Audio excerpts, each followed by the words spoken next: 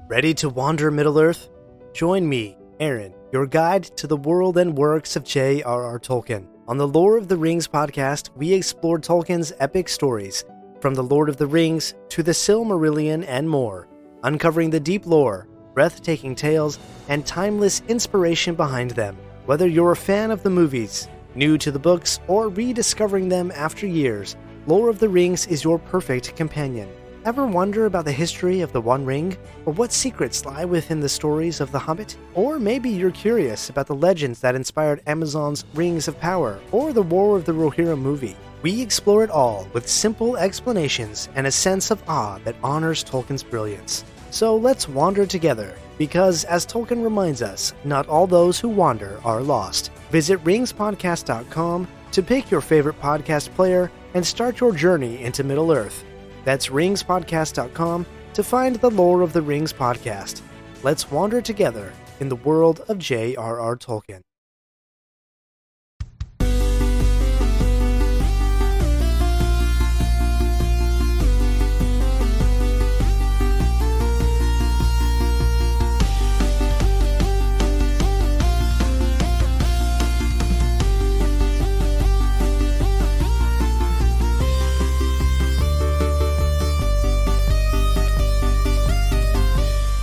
Hello, listeners without fear, and welcome to the MCUniverse with Comics Versus, a Lorehounds podcast. I'm Alicia.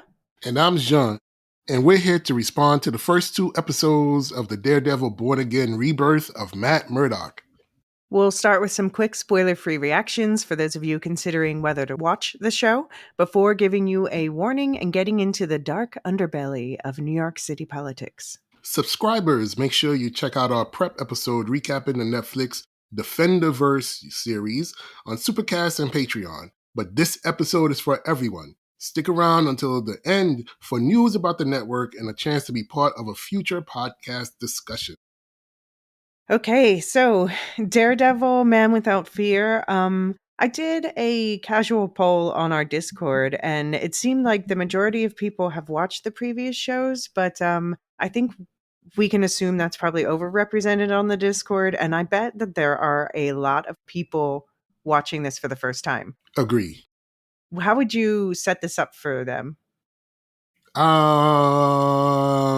It's not Agatha. It's No, not not Loki. It's not Loki. It's not WandaVision. Although it does have the same directors as Loki. Yes, but totally different tone, totally different feel. Camera work is totally different. This is not a series that you should go into thinking that you know what Marvel TV series are about, because this is not that. Yeah. What it is really gritty. If you've watched Echo or heard us talk about Echo, this is something that is really bare bones. It's really and quite literally bare bones, and it's just it gives you that feel like you're watching something more akin to the Penguin, I think. Right, absolutely, yeah. Than any other of the Marvel series that we've talked about so far. Yeah, I mean, I always draw a direct line between Wilson Fisk, aka Kingpin, and Penguin from DC, because they even have the mayor plot line that goes for both as well. But yes, so we have Matt Murdock, lawyer by day, vigilante by night, blind, but with all of his other heightened senses heightened to a supernatural degree. And Wilson Fisk is his nemesis. But I don't know, like I think the relationship between them is kind of at the heart of it. I know you find it very important to have, the hero and the villain, their relationship, like Batman and Joker. Yes. And I think the way the series sets up Fisk as the antagonist for Matt is just, it's just well done, because you can tell that this is, no matter what else is happening in Matt's life, Fisk always looms large, right? And he's always this figure that is there lurking in the background, someone that he can't totally be rid of, right? Mhm. And it's really a great dynamic to have those two characters, feed off each other because that's what they're Right. actually doing. You know, Right. that energy, they both, inhabit that space where they go after each other with vigor. They really, I think they like it. Yeah. Yeah. No, I think that they would that they miss each other when they're not in each other's lives. And it's like this is from the promo, so I don't consider this a spoiler, but they meet face to face and Fisk says it's not entirely unpleasant to see you again. Right. There is some Yes. part there's Yes. almost like a twisted affection between them in some way. Like I want to see how you're doing, you know, Right. check in on Remember you. when we were trying to kill each other? Exactly. Right. Those were the Right. days. Can we go back to that? Yeah. Oh, sorry. Oh, I'll gosh. spoiler that. Oh, I'll oh spoiler. man. Oh, I'll bleep that. okay. We can't talk about that yet. But okay, so what are your before we get into the spoilers? What are your spoiler-free hot takes on the first 2 episodes of the new series? I really loved them. I think they were great. Um, it's a continuation really of the Netflix series. Mm-hmm. And also some of the Marvel series, particularly Echo. Um, Yeah, so and Hawkeye. and Hawkeye. So that synergy that they're bringing, the cast is bringing, isn't given all of the people who actually watch those Defenderverse shows, Mm-hmm. is giving us that feel. And for those who may not have watched the Defenderverse shows, this is the feel. This is what it's about, right? And that's why people really love those first few episodes, those first few series on the Netflix Marvel TV shows, because they were totally different in tone from what we were getting on the big screen. Do you think that you need to have seen the Netflix shows to get the most out of this, or how important do you think it is to have seen those prior shows? Um, I think you should watch the Netflix shows. Yes, I think you should. I don't think that as the series goes on, like as the first episode went on, I don't believe that you would have had to watch the Netflix Daredevil series to understand what was happening. But at first, I think you might have been taken aback because you didn't know the players and the raison d'être that Yeah. all of these things were happening. Because I think it was the conceit in the series was that this is a continuation of Mm-hmm. Daredevil. So we've already introduced a host of these characters. We've already introduced the whys, and we're just going to continue down that path. So definitely the beginning 10, 15 minutes might have thrown someone who's never seen them before, would have thrown someone off. I could understand that. Yeah. Yeah. I mean, I think that you will get what's, that 10-15 minutes is key also because, as we talked in our prep or in previous episodes before, that the process that the show went through is that there were 6 episodes that were recorded and then everything was put on pause because of the strikes. And that gave them a chance to look at these things. And they're like, what are we doing here? This is when the powers that be, the Feige powers that be, realize like we should just be continuing the Netflix stuff, not doing something completely different. So they ended up replacing the showrunner and the directors in the writing room. And so a lot of this season, particularly episodes 2 through 7, is the core of what was previously recorded. And then they recorded stuff around it. And that first 15 minutes we got in this episode was the new team, was Benson and Moorhead, who are directors that, yeah, they before they did Marvel stuff, they did sci-fi indie movies. They have this like interconnected universe with the Endless is a good place to start if you're curious about that. Although Spring is my favorite. And then they did Moon Knight, directing on Moon Knight, directing on Loki. So I'm fans of theirs, and I thought seeing that opening of this, and I'm being vague about it still, but that got me really excited. Yes. Um, it makes me excited for. I'm glad they kept the heart of the episode, particularly as it involves a character played by an actor who's passed away now. But it makes me very excited to see, to get back to the Benson and Moorhead stuff, Yes. to Yes. what is the new showrunner's name? Dario Scardapane. Yeah, he was a producer and writer on The Punisher, and he also did like The Bridge and Jack Ryan. So yeah, I'm very excited about that stuff. But I still really enjoyed these 2 episodes. And then it's hard for me to talk about more without getting spoilery. Yeah. So let's just get into it. Yeah, let's get into it. So this is the official spoiler warning. So if you have not watched the episodes yet, I recommend that you go ahead and do that and come back here. I think we're both saying watch, as long as you're not too adverse to violence. Marilyn, it's very high watch. in the violence scale. Like, yeah, our peculiar scale is very high. It's very, it's like 5. Violent. Yeah. So, but if you don't mind violence, then this is definitely go watch the first 2 episodes, because we're going to talk about them right now. So yeah, did you read, by the way, there's the Born Again comics, the Frank Miller and David Mazzucchelli? I actually have the collection sitting somewhere on my sofa. My sofa's a mess with comics right now. But yeah, I have it, and I meant to read it again before the episodes drop, but I got sick and I couldn't do it. So yeah, well, thank you for talking about the episodes. I'll be reading them. Okay, I'll be reading it again. I have to say I have not read the comic, so I'm responding purely based on what I know of the character, most particularly from the previous Netflix shows. Yes. Yeah.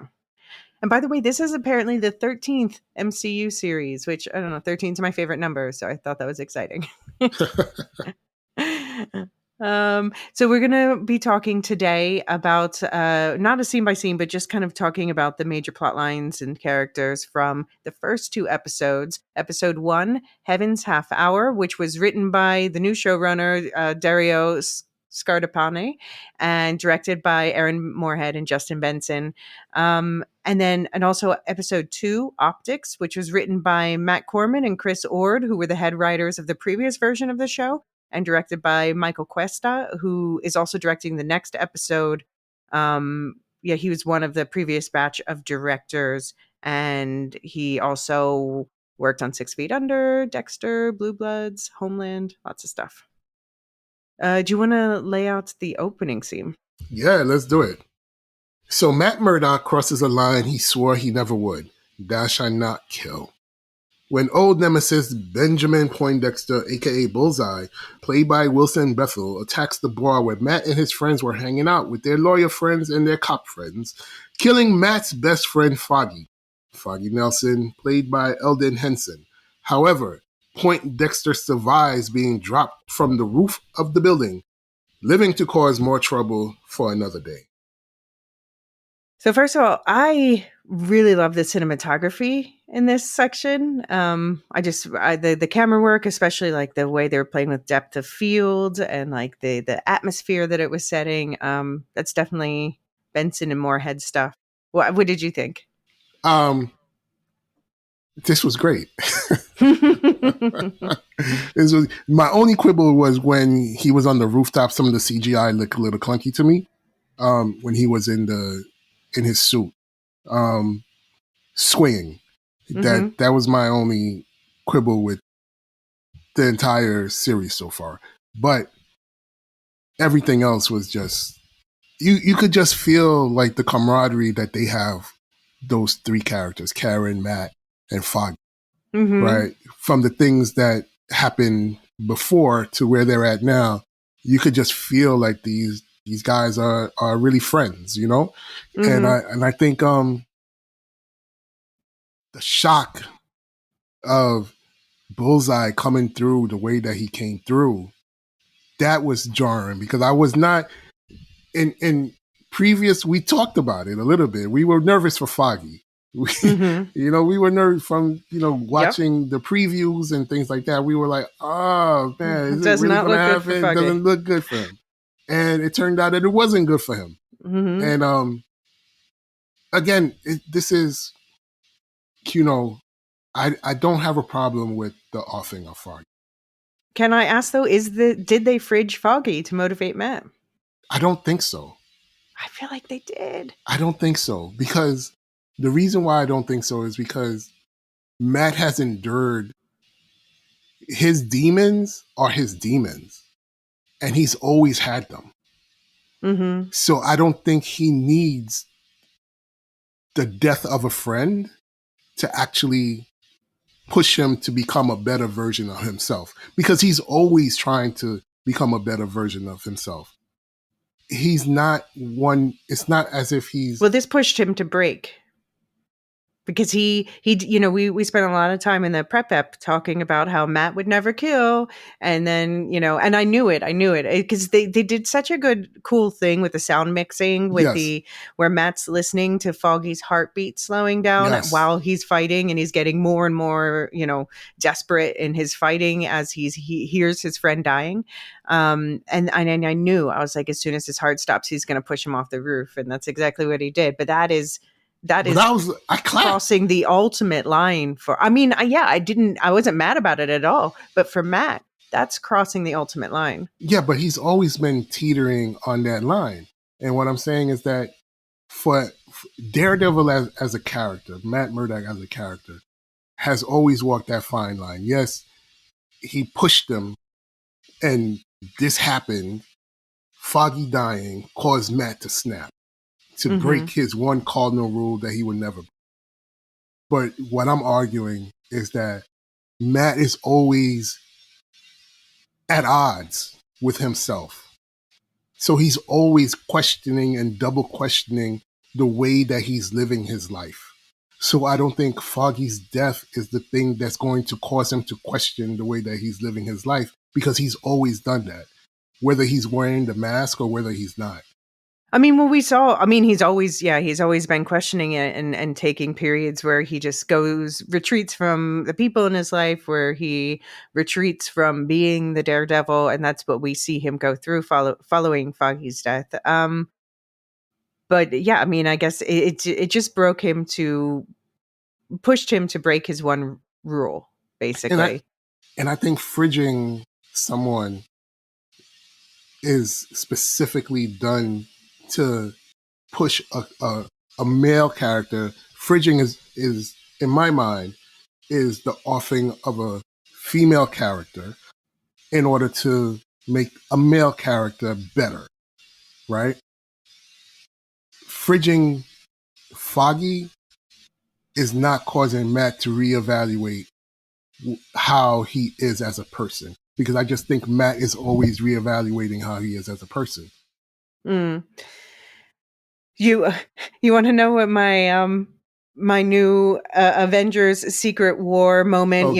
When the Russo brothers get Doctor Strange to open all the portals again and have people come through. Yes, I want Foggy and Maria Hill to walk through holding that hands. Was a fridging. That, let's be clear. In the show that we don't name on this podcast, that was a fridging. What happened to Maria Hill? Mm-hmm. And I don't think it's the case for Foggy and Matt. All right. But yeah, so Bullseye, you described him as like the anti-Hawkeye, the dark Hawkeye, basically. Yeah.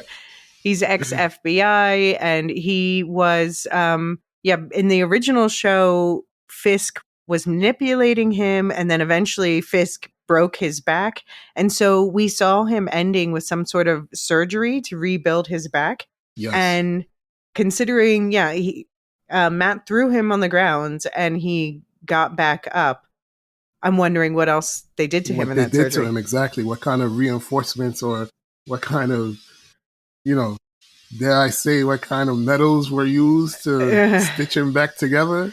Yeah, they said, so in the comics, I know it's adamantium in his spine, but they said in the original show, they said something else, and I forget what it was. It was kind of more like a nanotech sort of thing, but it's because they didn't have the rights to say adamantium at the time. Exactly. But now, obviously, adamantium's in play, so yeah. because see our discussion of Captain America: Brave New World if you for more about that.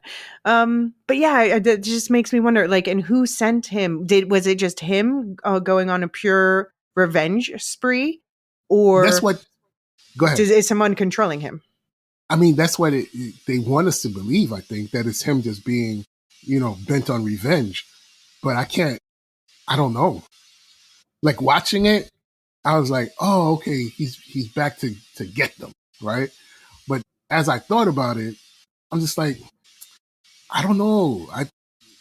Maybe there's a little birdie in his ear, pushing him to these lengths. But that's the mystery that we'll hopefully solve or get to the bottom of, because he's still alive. He's in jail, and I don't think it's the last that we'll see of him.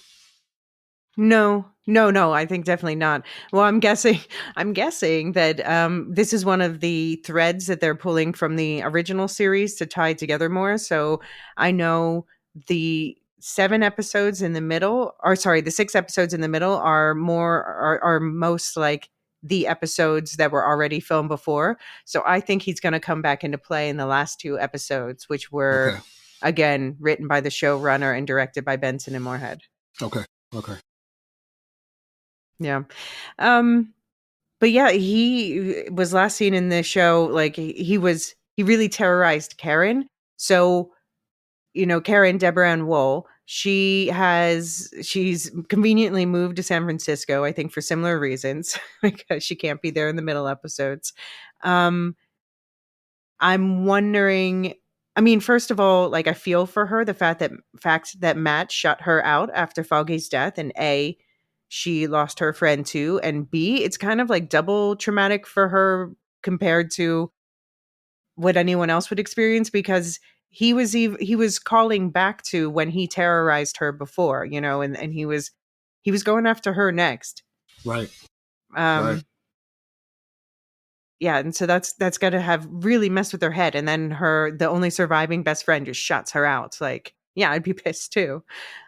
But while she's in San Francisco, just saying, maybe she'll get into entertainment law or entertainment journalism, and I was maybe waiting for she'll you to meet bring that up. maybe Somebody needs a partner. maybe she's gonna like help Wonder Man or a White Vision. Oh, yeah. I don't know. What did you think of we'll get into the next section, but what did you think about the new, so it feels like they're kind of trying to replace Foggy and Karen with Cherry and Kirsten. And because Cherry even discovers at the end of the opening that Matt is Daredevil, and then Kirsten's the friend, like setting him up on blind dates and stuff. What did you think of Cherry and Kirsten? They were cool. I thought Cherry was more of a Ben, type Yeah, of that's his energy, at least. character. Yeah, a Ben Yorick who was a reporter in Who the was original Karen's mentor. series, who was Karen's mentor. I thought he was more like that. And Kristen was fine. I didn't have a problem with either one of them. I thought they're good No. additions to the show. More black and brown faces everywhere you go. I'm okay with that. Sure. And I didn't feel I don't want them to be like Foggy and Karen, Mm-hmm. right? Because they're not. So they shouldn't have the same relationships with Mac that they had. You know what I mean? Right. Mm-hmm. So it's okay for me to see them, and the banter is not particularly like it was with Foggy or like it was with Karen, but these are two different people who have different relationships with Matt, and I think it's important that we show the differences, that they show the differences that he has with other people, right? Because that's what makes his relationships with Foggy and Karen special, right? Because if he can be the same way with someone else as he is with them, then what makes them special in his life, right? So I'm cool with both of them, and I'm cool with the dynamic that they've set up so far. I mean, I'm cool with them. It's just that it was like we got teased at the beginning with Foggy and Karen, and then, and then it's like, well, this isn't. I was really because I love the dynamic with the friendships, and Yes. so far these two, they're likable enough. Nothing. The actors are great. I think it comes down more to the writing is just a bit plain, which I think again goes back to this being from the prior team. Hmm. And so I just it was a bit jarring to be like, oh, my faves are back, oh, and now they're gone, and okay. So I guess I just I really enjoyed the episodes, but I just feel like I'm in a bit of a holding pattern, feeling more excited for what's coming Okay. Okay. than what I'm seeing so far, per se. That's fair. Although I thought it was a really strong opening, even though I'm mad about Foggy. No, that's fair. That's fair. And I guess we should say Cherry was retiring from the NYPD. That's obviously going to get him certain kinds of access and things like that that are helpful to this crew. All right, should we take a quick pause here and then come back and talk about some key characters? Sure. All right, just a sec. See you guys on the other side.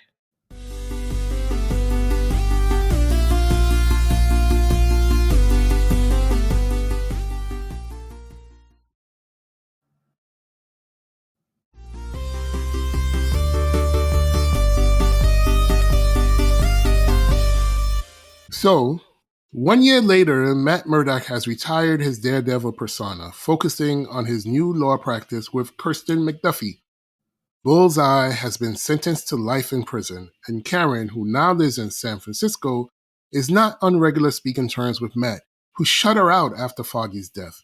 Kirsten cheers Matt up by setting him up on a surprise blind date with her therapist friend, Heather Glenn, and the two hit it off despite themselves. So I should say Heather Glenn is played by Margarita Livieva, and that was Mother Coral on The Acolyte. Oh, I didn't even know that. Nice. I didn't. Yeah, I recognized her name, but I didn't. I mean, obviously, she looks very different on The Acolyte because she's a Zabrak, but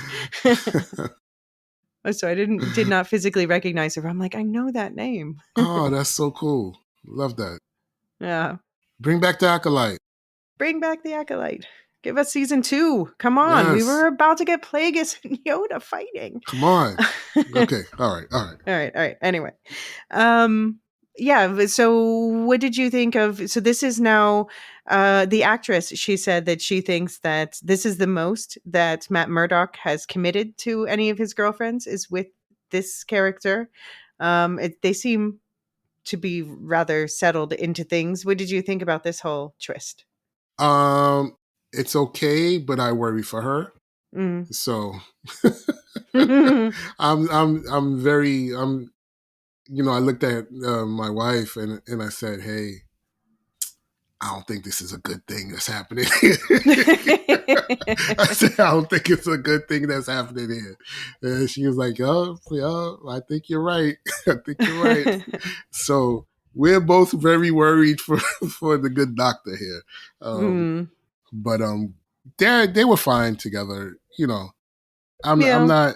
I don't think she's the Endgame. I mean, it's all about Elektra, right? When it comes to Daredevil, for me, I mean, yeah. For me, at least. I know, based on the comics, it should be, but they did not convince me last time. No, they didn't. But for me, in my head, it's always all about Elektra. So I'm not upset. I think they were perfectly, they looked great on camera together. Their dynamic was cool. It was fun. It was light. But Matt is not a cool, fun, light guy. No. Right? No. There's a lot of darkness there. And I don't know if if the good doctor is ready for the darkness. Yeah, apparently she doesn't like vigilantes, so awkward. Yeah. Yeah. All right. And so Wilson Fisk, after ghosting his wife following a long recovery after being shot in the face, Wilson Fisk, aka Kingpin, has returned to Vanessa and New York City, wanting to run for mayor. A populist leader in a despairing city, he runs an anti-vigilante campaign and wins the election. So, yeah. I guess you want to remind people why Wilson was shot in the face. Because he killed someone family. That's why. And then pretended that he didn't know what was going on and then tried to raise that child as a loving father figure. Yes, Loving that should in get air quotes, yeah. that should get you shot in the face. There you go. So that And was from Echo. Yeah. Said And child is deaf and he never learned sign language her entire life. yes, and there's that. Yeah. And there's that. So if you haven't watched Echo, this is where he gets the idea actually that he should run for mayor. Yeah, he gets shot in the face in Hawkeye, the end of Hawkeye, and then he's recovering in Echo, and then he goes and finds her in Oklahoma. Instead of so apparently he gets shot in the face and it's his long recovery. And so his wife is sitting by his side. And then afterwards, when he's done, he goes after Echo to Oklahoma rather than say anything to his wife. Is that what you're taking from their exchanges? I think he might have even shut her out before he got better and went looking for Maya, aka Echo, in the Echo series. So I think he definitely shut her out before that. So yeah, I'm sure that he's Wilson Fisk, man. Yeah. So the guy is, he's always, you don't know what you're gonna get with him. So if you're married to that type of personality, I think these are things that you should expect. Because he's not totally honest with himself and the world and with you. So at any moment, he could decide, look, I need to take care of something, and you will not be the primary thought in his mind, right?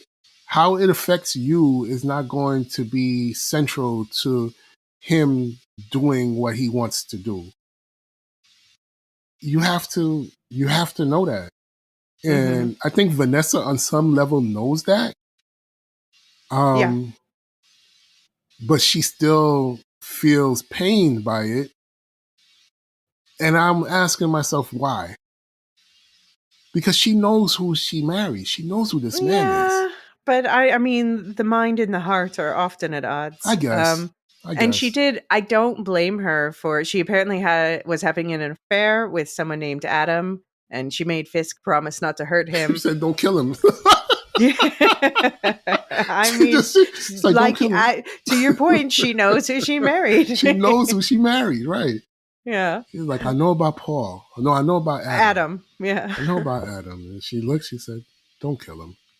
That was gangster right there. That was gangster. That was some shit like, yo. I said, yo. She looked at that man. She just said, "Don't kill him." Not, I'm sorry. Not, no reasoning. Just don't kill this person. Yeah. That's who you're married to. When he recognizes your affair, and the one thing you can say to him is not to kill the person. Yeah. So, and of course, in a twist of fate, fit for fiction, their new couples counselor is Heather, Matt's new girlfriend. So that's obviously going to go great. And it's not like they're not going to be able to be like, well, hey, Heather, I just don't want him to kill my side piece. So I'm wondering if they're going to have some coded language in those meetings. I wonder when she tells Matt that she's the therapist for the mayor, how he's going to react, right? Right. Well, yeah, I guess she's sworn to secrecy, right? So she's not allowed. I don't think she's going to tell what the therapy sessions are about. No, but I mean, I think, didn't he say that she's sworn to secrecy about the fact that she's giving the mayor therapy at all? I mean, come on now. We'll see. She seems like a rule follower. She doesn't like vigilantes. Okay, we'll see. We'll see. We'll see. At some point, it's going to come out, but it might take a bit. So Fisk swears to Matt that he was not involved in Foggy's murder. Do you believe him? Yes. I do too. Yeah, I think he would say it if he were. And yes, why would he be? He would. He would say it. Yeah. And why? I don't think he's concerned with that at all right now, Yeah. And I don't think he has anything to hide from Mm-hmm. Matt Murdock. No. They That's a know thing. who They they know are. they know each other better than most people know either of them. Right. Yeah. Yeah. So they're kind of at a truce right now where both have threatened the other if they go back to their old ways. Which obviously, I mean, it seems like Matt's going to be the first one to break that because he had a good cause, but we'll talk about how the episode ends in a minute, but he was kicking ass and taking names. Yes, he was. Yes, he I don't think was. he was even taking names. He's just kicking ass. But before we get into that, you mentioned Ben Urich, who was Karen's former mentor, the journalist. His niece is now a young journalist named BB. And I So worry for BB. yeah, well, she does not know. She thinks that she can like get close to Fisk, get the exclusive scoop, and it will help her career. But she does not realize that Fisk killed her uncle. Do you think she doesn't realize? I think she does not realize. I think Okay. she's naive, and Okay. that's a problem. Yeah, I think I don't she's know. gonna be I led to kind of dark places by her naivete. I kind of felt like she was digging. You think? Oh, you think? Yeah. I kind of I felt like hope she was so. digging. I hope you're right. I I didn't think want she that was for her. blind. I think she was digging. Okay. Okay. That would be good. Yeah. And then the other I should say James Gandolfini's son, Michael Gandolfini, is a kiss ass in Fisk's office. So he's a character in play. We'll see. He's so far he's amusing. It'll be interesting to see. I definitely know that guy. I went to school with a lot of that guy. Um, but yeah, and then the other big thing was Fisk is still not really above his old ways because the police commissioner wants to resign in protest because he thinks Fisk is corrupt. And so to Fisk doesn't pretend not to be corrupt, he just blackmails him instead with he's like comes in, he's eating a cheesesteak and he goes off on this like tangent about cheesesteaks. And this is where I'll remind the dear listener that I'm from Philadelphia originally. So, so first he says, I like Geno's, which is the one where the two original cheesesteak places in South Philly are Pat's and Geno's. And it was always told to me growing up, I've actually never even had Geno's because it's not allowed to say you prefer Geno's if you're from Philly. I actually prefer Jim's on South Street, but anyway. And then he says, no, but I got this one from, and he calls it D'Angelo's in King of Prussia. And I think that they added a D. There is a restaurant in King of Prussia. It's an Italian restaurant. It does also sell cheesesteaks Nice. called Angelo's. And that's I've eaten there lots of times, eaten from Nice. takeouts and stuff. And this I think, but he slandered the sandwiches, which is false because their food is all very good. So so I think that's why they added the D. Nice. But Nice. yeah, you can Nice. check out Angelo's. And but yeah, so he shows him basically he went out to King of Prussia because apparently that's where the police commissioner has his secret love child, and he's basically threatening to expose this secret love child if he doesn't stay on the force and be Fisk's pawn, which I'm sure Huh. is going to go great for everybody. So, quick sidebar here.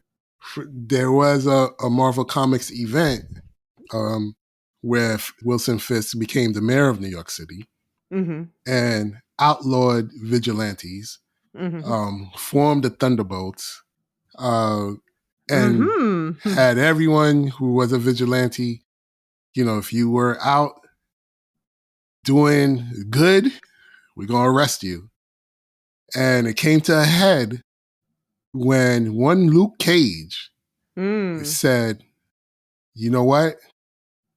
I'm not here to fight you, but I am here to run against you as mayor. And in the comics, Luke Cage is now mayor of New York City. Okay. That would be cool. So I don't know if any of Yeah. this matters or not. But I know that they just started filming season 2. And it sounds like at least they've been interviewing Charlie Cox and Vincent D'Onofrio about it, and obviously they can't say much, but it sounds like they're like it's It's a lot. It's devastating. It's beautiful. It's yeah. So I'm very excited about season 2, and that would be like I could see in the last 2 episodes this season, like Jessica or Luke or something showing up in season 2, them going more into that. Fingers crossed. Let's see. Let's see. Yeah. Or do you want to set up the last major character? Sure. So now Matt overhears some corrupt cops beaming up a man at the police station and talks to him, Victor Ayala, and he takes him as a client. Victor Ayala is charged with killing a cop. Matt, whose super hearing and smell makes him a human lie detector test, can tell that Hector is telling the truth about what happened that night, but he's hiding something else. So yeah, I mean, so basically that night, Hector was going down to the subway and he saw 2 guys beating up a third guy, and he like started fighting the 2 guys who were beating up the third guy who ran away, and one of them, I don't think I guess he did not push him because he seemed to believe he didn't, but the guy fell in front of the tram. That was whoa. That was wicked. Yeah, that was wicked. When the train blood came splatter through across his face. Oh my gosh! I yelled out loud. Yeah. And dear listener, can I just say something? Even though Alicia's from Philly, she is so European. She just said tram instead of train. Sorry. I heard you. Listen, I've lived for 20 years in Amsterdam. They are trams. Yeah, they're trams in Amsterdam. That's right. So yeah, but that was a wicked shot when he got hit. I said, oh no, and then it happened, and all the blood splattered. It was just wicked. Yeah, wicked. Yeah, that hit really hard. But yeah, so basically, and then it turns out that the 2 guys who were beating up the third guy are corrupt cops. And corrupt cops who, when Matt's fighting them later, have a tattoo on their wrist that looks a bit like a Punisher skull. What do you think that's about? I think they see themselves as Frank Castle. I think they could be in the NYPD on the police force, saying Frank Castle had it right. We're gonna do things his way, but they're not sanctioned by Frank. No, because it doesn't, like, Frank Castle's not the type to, take acolytes and work with people. That's not his MO. Yeah. And he's not one to just murder innocents. No. Wantonly. Because we established he does have empathy, unlike Fisk. Right, unlike Fisk. Yeah. So I don't think that they're working with Frank, but I do think that they've taken on, they idolize him. Yeah, that was my immediate reaction. Yeah. So we also learned that Hector and his wife are estranged, and Kirsten and Cherry go over there, and Kirsten distracts her while Cherry searches his room and finds a White Tiger costume, which I don't know. Do you know much about White Tiger from the comics? Yeah, White Tiger is a really cool character, but there's been different variations of the character. And so throughout history, Puerto Rican, New York City, everything that we've seen so far tracks. He was the first Latin American superhero, right, for Marvel? I think it might have been. I'm not sure. I don't want to say so, but I'll double check. I recall hearing that. All right, cool. And the amulet gives him, powers when he wears the amulet. So, he's a great martial artist, increased hearing, senses, speed, stamina, all of that, superhero stuff that the pendant gives to him. If you know about Vixen in DC comic books, she wears a pendant. She could take on the characteristics of what animal she's thinking of. White Tiger has the same exact thing, except it's only just one animal. It's not just, any animal that she can think of, that he can think of. Yeah, I mean, I heard somewhere that there's like 3 pieces of a pendant that were put together in the comic. It looks like he has 1 pendant here, but it's a good thing that they can pass it down. And like I said, it's a good thing they kept this part, because the actor who plays him, Camar de los Reyes, he passed away in 2023 of cancer. Yeah. So, I'm guessing that they will have worked that into the script, and we will see a different White Tiger in future seasons. I think the most recent comics has Angela, his niece, Right. if I can recall correctly. I think Well, it's so I his know niece. his niece and his sister both took on the mantle at one point, but I don't know in which order. Yeah. So I'm guessing it'll be one of those. Or wouldn't it be interesting if his wife stepped in? Oh, that would be interesting, but I that mean, we would be, barely yeah. know her, but Yeah, we don't know but why anything not? about her yet. Yeah. Does she even know that he's the White Tiger? I mean, it seemed like it was pretty easy for Cherry to find it under the bed. It was just in like, I mean, although I guess how often do you look under your husband's side of the bed? I haven't looked under the bed in years, so just be honest. So what did you think of the costume? Because people were talking shit on it, but I don't see what the problem is. No, I like the costume. Yeah. I mean, White Tiger, yes. Yeah. He should have stripes. What are we complaining about? I don't know. I like the costume, and I want to see more of it. Yeah. Yeah, I'm looking forward to seeing this story play out, and I'm really glad that they kept this. And so we see, Daredevil, or sorry, Matt Murdock made an interesting lawyer move where he's like, okay, so I found out this thing about my clients that could really blow up this case if it gets out. Let's assume it's going to get out. So he goes to the judge's chambers with the opposing attorney and basically gets the judge to agree that they can't talk about the fact that he's a vigilante in court because it would be too prejudicial. Which, yeah, because there's a whole anti-vigilante thing going on with Fisk and everything. So yeah, that's feels like a legit thing to do. Obviously, the lawyer's not happy about it, but I have a feeling it's going to come out anyway. And the final fight, what did you think? Which do you think went harder, the opening fight of episode 1, where in the bar, or the final fight in the apartment of episode 2? Oh man, that's tough. Because that apartment fight was crazy. Yeah, actually, I'm going to go with the apartment fight. Yeah, that apartment fight was crazy. That was, that was nuts. That was nuts. They had me holding my face, And I think it was more sustained because with the bullseye fight, there were ebbs and flows to it. You know, like when he's chasing him up the stairwell. You know what I mean? Yeah. But in the apartment fight, it was like, yo, we're gonna scrap, and that's it. You know, there was no breathers. There was no time to take a breath even, you know? So I think the apartment fight was harder. Yeah. I think that hit harder. Yeah, I gotta go with that one as well. I mean, so did Matt kill the cops? Because it sounded like the one cop's neck went crunch when he went on the ground. I know. I don't know. I thought he died.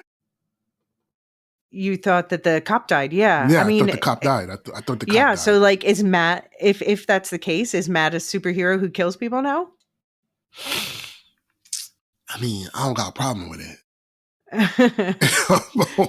It's a change, but that's basically they're saying that's how far he's been pushed now. Wow. I don't know. I don't got a problem with it. I've dealt with my Catholic guilt.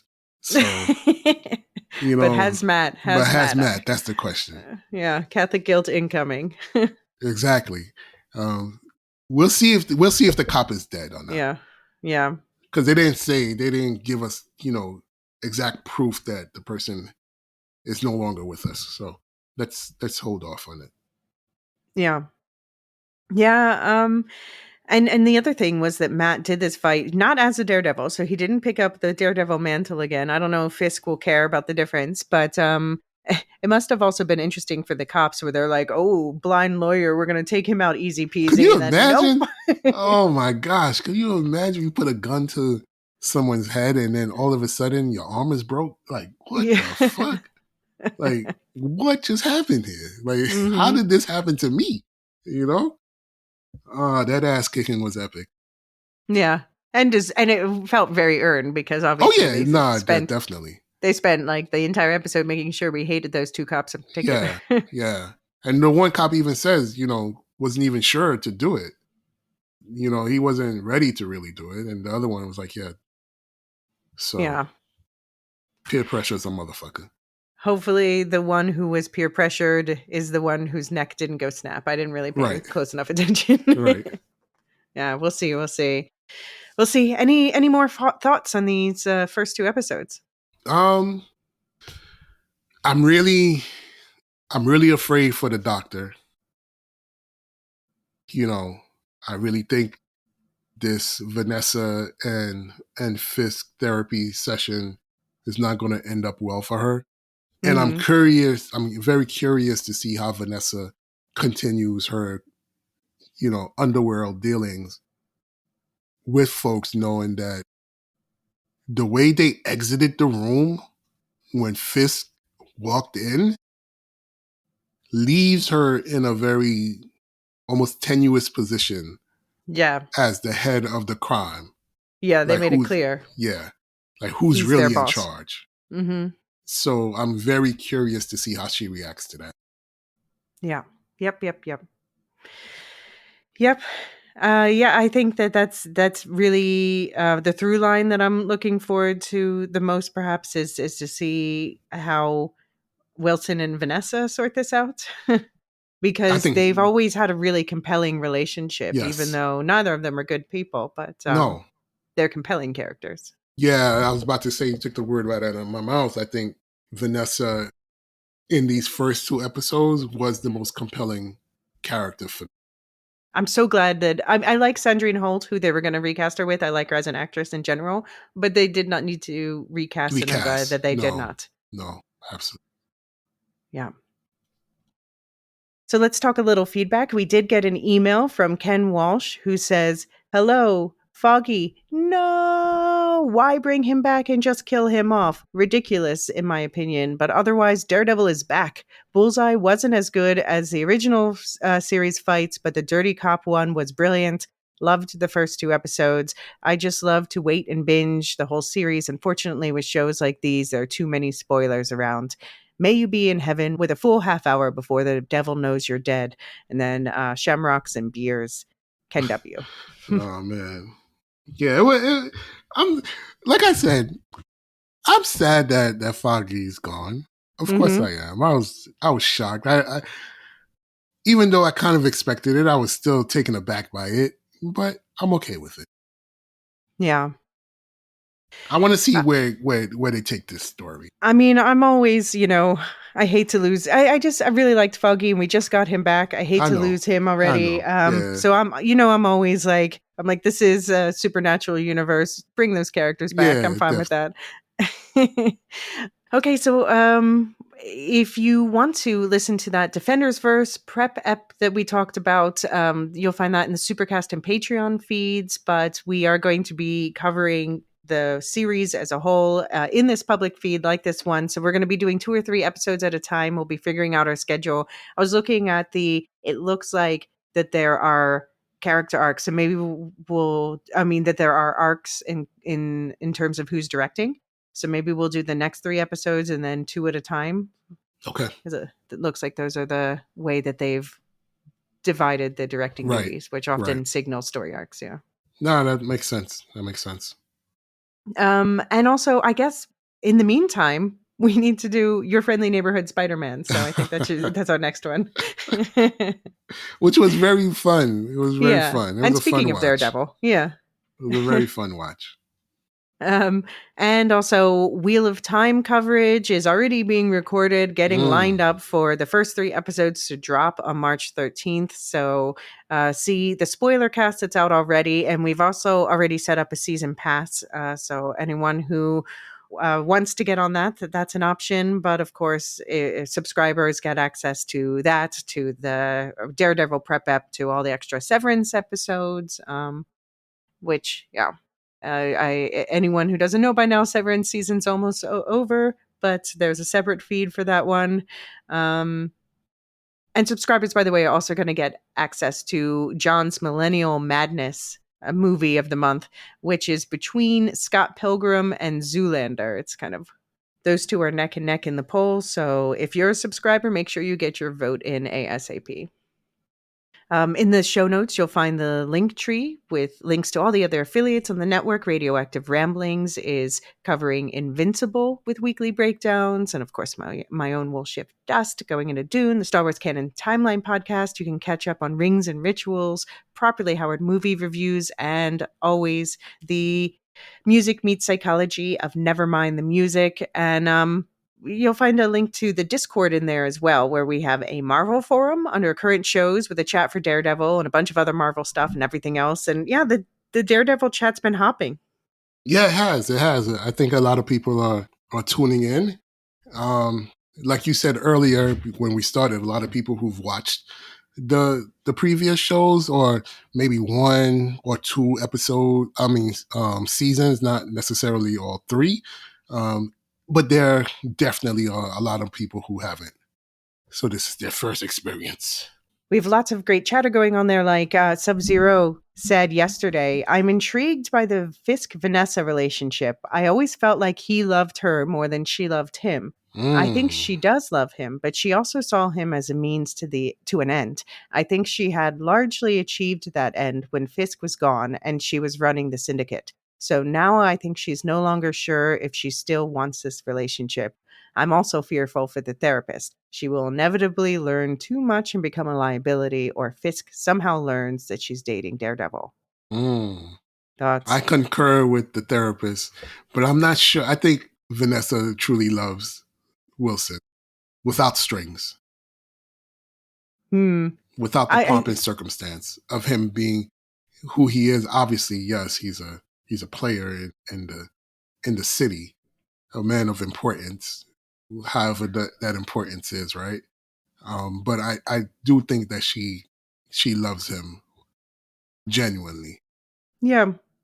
I think he was definitely the one who wooed her and she had to be won over. But then I think she did fall in love, and also fall in love with being this power couple together. But yeah, that still doesn't mean that he might step on some toes, you know? Yeah.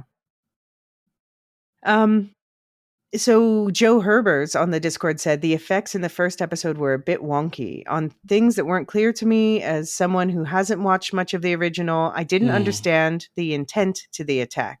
Was this bad guy here to kill cops? He seemed to target Foggy, and he knows who Karen is, but once Daredevil engages, the guy forgets Karen and seems to kill indiscriminately cops initially, then apparent civilians in the stairs. Is he after Daredevil? He seems to be trying to flee. In either case, why waste weapons and effort killing randos when he needs to hurt Daredevil? Also, does he know that Daredevil is Matt Murdock?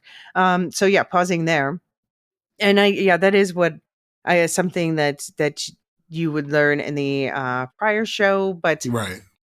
So he does know who Daredevil is, but you and we had the same questions this episode. Like, why is he there? Why is he doing this? Why now? You know? Exactly. It was something that we hope will get answered, but for the folks again who saw those previous seasons of Daredevil, then you can always go back to vengeance as his raison d'etre. But I just don't think that's, personally, I don't think that's the only reason that he was there. Yeah. Yeah, I mean, I think, so Joe goes on to ask, he says, yeah, it would have been good to have dialogue for his motivations and how does he survive. But I think we're meant to wonder these things, physically he should not survive. So we know, even if you don't know that he got a surgery after Fisk broke his back years before this, right. Then yeah, you should be asking questions about why did he survive? Why is he silent in the courtroom? Why did he do this in the first place? We don't know, even from watching. We don't know. This is definitely a question up in the air. Yeah. Okay. Well, we definitely want to hear from you guys at home as well. So please do send your thoughts to mcu@thelorehounds.com, and we'll include your feedback in our future episodes. What do you think of the show so far? What are you hoping for? Stuff like that. Do you have any final thoughts before we do the reading of the names? No, the reading of the names. That's what every show should call. It should always be known from here on out. The reading of the names. The names. That's it. There's nothing else to end Okay, I don't have anything to say. Reading of the names, let's go. All right, so since the metal folder was popular in our prep episode, we're pulling from the metal folder again in honor of Matt Murdock. This one is called Fallen Angel. Thank you to our Discord server boosters, Aaron K, Tiller the Thriller, Dork of the Ninjas, Dude71, Athena Agelea, Tina Let's Do, Nancy M, Ghost of Partition, Radioactive Richard. Thank you to all of our subscribers, to our Lorehounds, and thank you most of all to our Lore Masters, our highest tier of subscribers. They are Samartian, Michael G, Michelle E, Brian Peace, SC, Peter OH, Bettina W, Adam S, Nancy M, Duve71, Brian 8063, Frederick H, Sarah L, Gareth C, Matthew M, Sarah M, DJ Miwa, Andra B, Kwang Yu, Jedi Jedi Bob, Nathan T, Alex V, Sub-Zero, Aaron K, Dally V, Mothership 61, Naros, Kathy W, Let's Do, Jeffrey B, Elisa U, Neil F, Ben B, Scott F, Stephen N, Julia F, Carly S, Ilmariel, and always last, Adrian. And Jean, what do you have to say to Mr. Kevin Feige? Damson Idris is T'Challa. The Lorehounds podcast is produced and published by The Lorehounds. You can send questions and feedback and voicemails at thelorehounds.com/contact. Get early and ad-free access to all Lorehounds podcasts at patreon.com/thelorehounds. Any opinions stated are ours personally and do not reflect the opinion of or belong to any employers or other entities.